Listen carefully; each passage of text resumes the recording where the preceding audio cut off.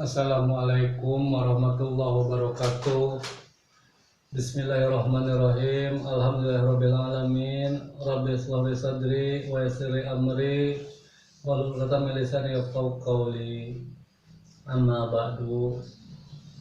Sebelumnya saya memohon maaf kepada seluruh kaum muslimin dan muslimat dan kepada seluruh masyarakat Indonesia. Saya bukan mau memperkeruh keadaan, saya pun paham kondisi bangsa ini, bahkan bukan cuman kita Indonesia, negara-negara yang lain pun sama. Karena virus ini pun berdampak kepada ekonomi luar biasa. Tetapi tidak mungkin hanya karena virus ini hukum harus berhenti. Karena virus ini yang salah tidak diadili, itu sesuatu hal yang tidak mungkin. Bahkan berkas saya masuk pun lebih dahulu kalau dibandingkan dengan virus ini. Kalau video saya yang pertama menyapa kepada beberapa lembaga, diantaranya MUI, PBNU Muhammadiyah, bahkan ada lembaga yang tertinggal yaitu Darut Tauhid Pondok Pesantren A'agim yang menerima berkas barang bukti ini, berkas kesesatan Pak Ustadz Danu. Diawali saya melihat sebuah tayangan di televisi yang dipandu oleh Pak Ustadz Danu, yaitu Rahasia Batin dan Siraman Kolbu. Tayangan itu betul-betul mungkar, menyesatkan, bahkan rahasia batin sama persis dengan tayangan Roy Kiyoshi. Anda jangan heran permainan jin di depan Roy Kiyoshi pun yang media haram boneka dalam Islam, jin minta ampun. Anda lihat di rahasia batin sama, jin pun minta ampun kalau sadar. Inilah permainan jin, permainan jelas menyimpang. Agama diperolok-olokkan. Tapi tidak ada ustadz yang beri peringatan, MUI pun diam saja, PBNU diam saja, padahal mereka lembaga yang punya kekuatan, yang punya kewenangan untuk meluruskan atau menegur tayangan ini. Akhirnya saya membuat surat peringatan yang saya langsung datang kepada MNC-TV. Ini awal langkah saya mencari keadilan, menegakkan kebenaran. Surat itu hanya satu lembar, masih dalam bahasa yang baik dan sopan. Saya datang langsung ke MNC-TV di Kebun Jeruk. Saya diterima oleh security, ditanya oleh mereka ada keperluan apa. Setelah saya jelaskan bahwa saya akan menyerahkan surat protes atas tayangan yang mereka tayangkan. Dan security menjelaskan kepada saya tidak bisa langsung, harus lewat jalur yang sudah disediakan yaitu KPI. Akhirnya saya datang kepada KPI esok harinya. Dan saya diterima dengan baik oleh KPI. Saya diterima dengan baik, diberi minum. Setelah saya berbincang dengan KPI tentang persoalan ini, ternyata datangnya saya ke sana sudah banyak yang memprotes tayangan itu, bahkan kurang lebih pada waktu itu pun 150 orang. Kata KPI, kami tidak bisa menghentikan, paling bisa menskor tayangan itu. Karena kami pun bertindak atas dasar undang-undang ayat sekian, pasal sekian. Akhirnya walaupun dengan langkah sedikit lemas, saya berpikir, tayangan itu sangat bahaya kalau tidak dihentikan. Akhirnya muncul, saya bikin lagi surat yang kedua, hanya 4 lembar. Di situ mulai keras terhadap mereka. Saya tuduh Pak Ustadz Danu menistakan agama, menjualbelikan agama Allah. Bahkan saya berikan keadilan ke Pak Ustadz Danu. Jika Anda merasa dirugikan, silakan Anda ambil langkah-langkah hukum. Saya siap menjadi pelapor dan terlapor. Mereka tidak melaporkan saya. Tayangan itu pun bahkan berhenti setelah surat saya itu masuk. Tetapi hanya yang malam, rahasia batin yang berhenti. Yang siraman kolbu tetap tayang dicampur adukan dengan tablik, menunjukkan Pak Ustadz Danu seperti orang mulia. Padahal kata Allah, orang mulia itu adalah orang yang bertakwa. Salah satu beriman kepada Al-Quran. Justru perbuatan Pak Ustadz Danu bukan beriman kepada Al-Quran, tapi merusak Al-Quran. Akhirnya saya bikin surat yang ketiga kepada KPI. Di sini udah mulai tebal. Suratnya saya jelaskan dengan penjelasan-penjelasan. Setiap saya bicara saya cantumkan ayatnya. Dan apa jawaban KPI? KPI mulai menolak, kata KPI, agama bukan ranah kami. Kewenangannya ada di MUI. Jadi Bapak datang ke MUI. Nanti apabila MUI memberikan fatwa, kami baru bisa mengambil tindakan. Akhirnya berkas itu saya datang ke MUI. Untuk tanggalnya mungkin tidak saya jelaskan. Nanti pun ada, di berkasnya ada, serah terimanya ada. Saya datang ke MUI. Yang pertama menyerahkan barang bukti berkas kesesatan Pak Ustadz Danu. Nah, ini bukti serah terima dari MUI. Berkas ini, satu berkasnya itu 15 rangkap kurang lebih. Anda bisa lihat, bukan satu lembar. Anda bisa lihat, bukan itu ayat-ayat Al-Quran semua. Semua ayat Al-Quran Anda bisa lihat. Setiap pembicaraan saya cantumkan ayat-ayatnya.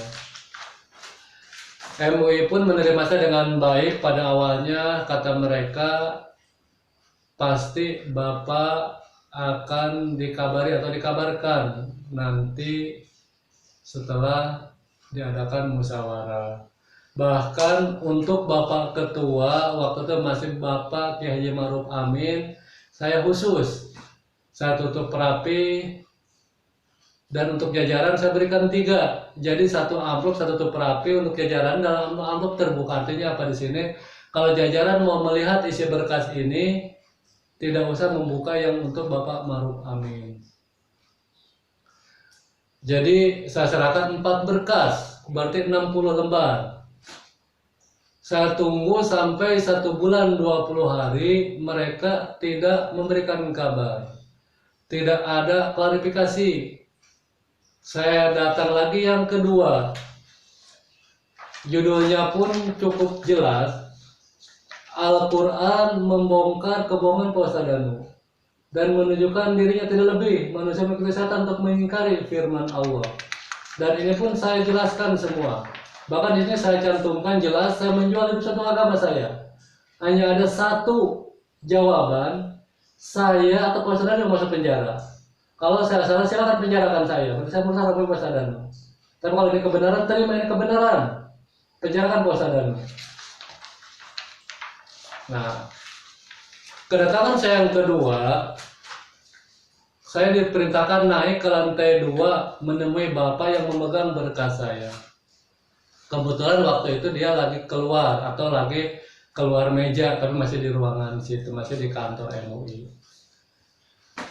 Setelah saya menunggu di ruang tamu, orang yang memegang berkas saya datang melihat berkas ini ada di meja lagi. Mungkin dia kenal dengan berkas ini, dengan bukti ini. Dan dia keluar lagi, tidak menemui saya. Satu kata pun saya tidak mendapatkan jawaban dari mereka. Karena dia tidak balik lagi, saya ditemui oleh bapak yang lain, jajaran yang lain menemui saya. Dia pun bukan memberi penjelasan, tapi seolah-olah tidak tahu ada berkas itu masuk. Seharusnya Bapak ini memanggil Bapak yang memegang berkas saya, pertemukan saya, tapi mereka tidak. Akhirnya saya serahkan berkas yang kedua ini. Kata mereka, baik Pak, berkas ini akan langsung masuk ke bagian fatwa untuk dikaji. Karena jawabannya sudah tidak pantas atau tidak layak, mereka seolah-olah mau tidak tahu ada berkas ini masuk, jawaban yang kurang pantas. Akhirnya kata saya, Pak, saya tidak datang lagi. saya menunggu kabar dari Bapak. Di sini ada nomor telepon saya, alamat saya, kabari saya. Kapan saya siap datang. Jangan sampai saya buka lewat media sosial. Jadi hukum ini sampai saat ini tidak ada kabar dari mereka. Bahkan kalau sekarang saya bilang mereka membuang surat saya atau tidak menghiraukan surat saya. Dan saya sekarang meminta pertanggungjawaban kepada mereka semua. Akhirnya bukti ini saya kirim pada lembaga yang lain, PBNU, Muhammadiyah, Darut Tauhid, medianya Metro TV, Kompas TV, dan pihak terkait Pak Ustadana. Kepada Pak Ustadana pun saya beri keadilan, Anda wajib mempenjarakan saya jika saya merusak nama baik Anda. Sebaliknya Anda wajib masuk penjara karena merusak agama dan membohongi masyarakat seluruh Indonesia, bahkan sampai mancanegara, karena itu ditiaskan oleh bangsa dan dunia. Dan ternyata lembaga tinggi yang lain pun, PBNU, Muhammadiyah, tidak mengklarifikasi atau tidak menghiraukan. Bukti surat ini sampai, yang 7 saya kirim balik 1. Ini ada JNE-nya masih ada untuk para bukti nanti, yaitu TV1. Jadi kepada TV1 ini balik. Kenapa saya kirim ke lembaga? Jelas MUI, PBNU, Muhammadiyah, Darut Tauhid punya kewenangan untuk mengkaji agama. Silakan kaji Al-Quran di tangan Anda. Tapi mereka semua bungkam. Kalau untuk media, untuk mengkawal apabila poster ini naik ke publik, mengkawal hukumnya, mengkawal kasusnya. Mereka semua bungkam. Akhirnya saya mencoba datang ke Polres. Walaupun saya tahu berkas ini tidak lengkap, tidak ada fatwa dari MUI, saya tahu, tetap saya datang mencoba datang ke Polres. Dan apa kata Polres? Pak, kami menangani tindakan pidana. Kalau Bapak korban atau ada korban yang lain melapor karena penipuannya, akan kami tindak. Tapi mengkaji ayat bukan kewenangan kami, adanya di MUI. Jawaban yang benar dan pantas. Saya ucapkan terima kasih kepada Polres Jakarta Barat. Anda sudah menjawab sesuai dengan kewenangan Bapak. Ternyata hukum ini tertahan di Majelis Ulama Indonesia. Akhirnya saya teringat kepada ucapan Bapak Presiden Joko Widodo. Saya ucapkan kepada Bapak Presiden, salam hormat dan salam sejahtera. Semoga Bapak dan keluarga berada dalam rahmat dan lindungan Allah Subhanahu wa Ta'ala. Saya teringat kepada ucapan Bapak, kata Bapak, negara ini negara hukum. Semua pihak harus taat kepada hukum. Kalau ada pelanggaran, laporkan agar ditindak sesuai dengan hukum yang berlaku. Saya melaporkan, Pak, hukum tertahan di Majelis Ulama Indonesia. Dan kebetulan orang yang ada di dalam sistem itu sekarang berdampingan dengan Bapak, yaitu Bapak Profesor Kiai Haji Ma'ruf Amin. Saya ucapkan kepada Bapak Kiai Haji Ma'ruf Amin, salam hormat dan salam sejahtera. Semoga Bapak sekeluarga berada dalam rahmat dengan Allah Subhanahu wa Ta'ala. Saya pun memahami posisi ini, tidak semua perbuatan jajaran Bapak Ketua tahu. Tetapi jelas, walaupun Bapak sekarang mungkin tidak menjabat Ketua MUI, surat ini masuk, Bapak masih menjabat sebagai Ketua MUI. Bahkan tayangan Pak Ustadz Danu 2 tahun, kurang lebih sampai saat ini. Jadi jauh sebelum Bapak menjadi wakil presiden, ini sudah tayang. Jadi Bapak punya tanggung jawab. Pertama, dalam kelembagaan. Kedua, Bapak sebagai ulama, sebagai kiai, punya tanggung jawab, punya kewenangan menegakkan agama Allah. Dan ternyata lembaga yang Bapak pimpin tidak menjalankan itu. Tidak menjalankan agama, tidak menjalankan kewenangannya sebagai lembaga. Dan saya taat hukum. Saya ikuti semua prosesnya. Tapi bagaimana hukum yang tertanam oleh sistem ini? Jadi tujuan saya menyapa kepada Bapak Presiden dan Wakil Presiden, buktikan bahwa para petinggi negara taat hukum. Hukum bukan cuma tajam ke bawah, tumpul ke atas. Kalau orang mencuri pisang, mencuri sop buntut sapi, diributkan, diadili, apa iya? Orang yang membohongi masyarakat, seluruh bangsa dibohongi, harus bebas dari jeratan hukum. Jaminan saya, dengan tegas saya katakan, silakan kalau semua lembaga mau bergabung, menyalahkan saya, menyerang saya, mempenjarakannya, silakan. Saya siap mempertanggungjawabkannya. Hanya dengan satu syarat, katakan Al-Quran itu salah. Berarti jelas Anda para lembaga musuh agama, musuh Allah, musuh orang-orang yang beriman. Kalau Anda betul-betul lembaga yang beriman kepada Al-Quran, bahwa ini kebenaran, Al-Quran kebenaran, kitab suci kita, terima. Tegakkan hukum agama, tegakkan hukum Allah, tegakkan hukum negara. Dan saya buka satu kasus, pelajaran, peringatan untuk Anda semua, para lembaga. Orang non-muslim, yaitu Ahok, Anda bilang Al-Quran bohong, Anda penjarakan. Amin Rais paling depan memenjarakan. Pengadilan Anda demo agar dipenjarakan. Agama dirusak oleh teman Anda, Ustadz juga. Anda tidak peduli atau tidak paham, saya tidak tahu. Jawabannya akan menenggelamkan Anda sendiri. Anda lembaga jawab tidak tahu, untuk apa jadi petinggi agama?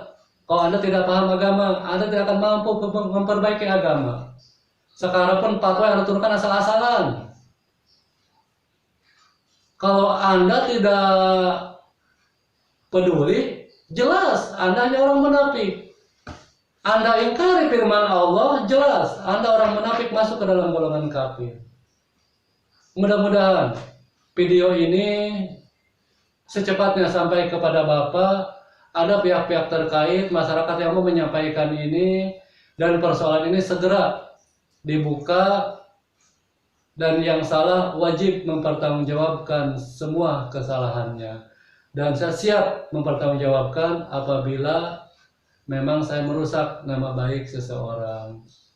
Mungkin hanya itu yang dapat saya sampaikan. Kurang lebihnya saya mohon maaf dan mohon maaf. Dan sekarang pun dalam rangka menyambut bulan Ramadan, apabila ada tayangan-tayangan saya yang kurang berkenan di hati saudara-saudara semua, saya betul-betul memohon maaf yang sebesar-besarnya. Tidak ada maksud untuk menyinggung, saya ingin menyampaikan agama dengan benar, dan ternyata sama apa yang terjadi kepada para nabi, agama yang benar memang tidak menyenangkan, bahkan menjadi musuh bagi orang-orang kafir. Jadi kalau para lembaga ini tidak menerima ini, jelas merekalah musuh-musuh Islam, merekalah hanya iman di bibir, tidak pantas mereka menjadi lembaga tinggi agama kalau mereka tidak menegakkan agama Allah. Hanya itu dapat saya sampaikan, kurang lebihnya saya mohon maaf. Wassalamualaikum warahmatullahi wabarakatuh.